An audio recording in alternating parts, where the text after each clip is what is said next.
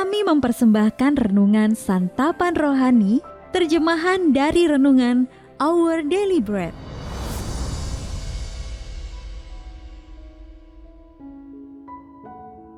Untuk menerima notifikasi video baru kami, silakan tekan tombol subscribe dan tanda lonceng di bawah ini.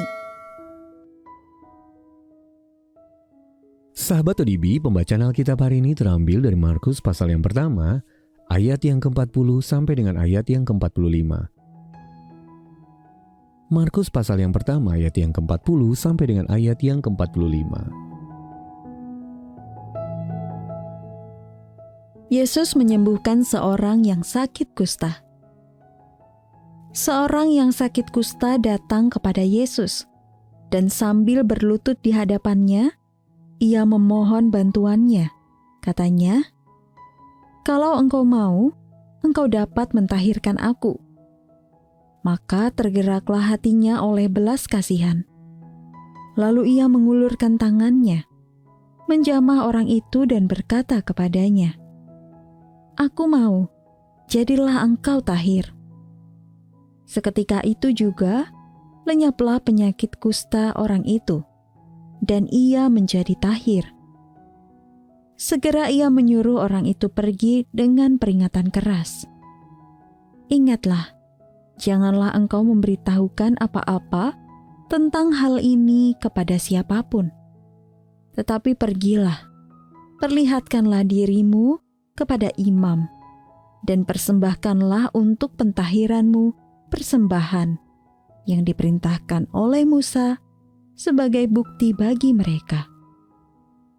Tetapi orang itu pergi memberitakan peristiwa itu dan menyebarkannya kemana-mana, sehingga Yesus tidak dapat lagi terang-terangan masuk ke dalam kota. Ia tinggal di luar, di tempat-tempat yang sepi. Namun orang terus juga datang kepadanya dari segala penjuru. Ayat mas renungan hari ini terambil dari Markus pasal yang pertama ayat yang ke-41. Yesus mengulurkan tangannya, menjamah orang itu. Renungan hari ini berjudul Yesus Menjamah Kita, ditulis oleh Karen Huang. Sahabat ODB, Letty, seorang petugas kebersihan di sebuah gedung perkantoran, dikenal dapat berjalan dengan sangat cepat. Berjalan cepat membuatnya bisa menghindari orang banyak. Saat melewati orang-orang, Letty yang lama didera kemiskinan dan terbiasa direndahkan secara refleks menutupi sebagian wajahnya dengan tangan. Yang menyatakan bahwa rasa malunya yang besar timbul karena ia merasa tidak seperti orang lain yang normal, rupawan, dan berpendidikan. Namun hati Letty mulai pulih ketika seorang wanita di tempat ia bekerja mengajaknya berteman. Seseorang dengan penyakit kusta hidup dalam rasa malu yang bisa jadi lebih dalam daripada yang dialami Letty. Penyakit yang membuatnya dianggap menjijikkan dan najis menurut hukum Musa itu juga menjadikannya terpisah dari kehidupan masyarakat pada umumnya. Luka-luka yang diderita pria itu bukan hanya bersifat jasmani, tetapi juga rohani. Dalam kepedihan tersebut, orang kusta itu mendekati Kristus sambil memohon, "Kalau engkau mau, engkau dapat mentahirkan aku. Sembuhkanlah aku," katanya. "Tetapi singkirkan juga rasa maluku." Tuhan Yesus merespon tidak dengan rasa enggan atau jijik, melainkan dengan belas kasihan. Yesus berkata, "Aku mau, jadilah engkau tahir." Sembari mengulurkan tangannya dan menjamah orang itu. Seperti persahabatan yang ditawarkan seseorang kepada Letty, sikap Yesus menunjukkan pengertiannya atas segala sesuatu yang selama ini diderita pria itu.